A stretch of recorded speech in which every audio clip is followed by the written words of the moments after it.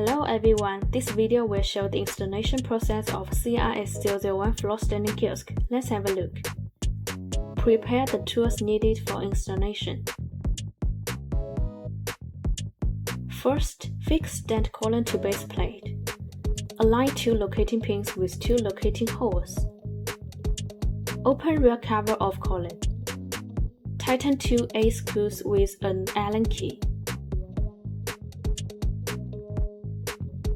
Then place the column down carefully.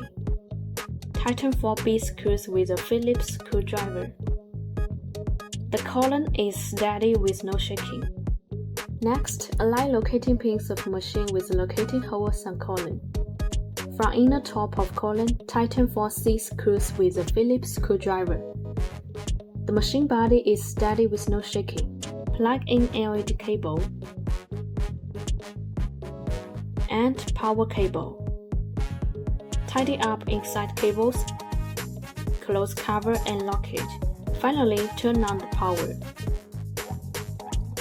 Turn on LED light. As you can see, it's very easy to install. If you have any interest, welcome to contact us.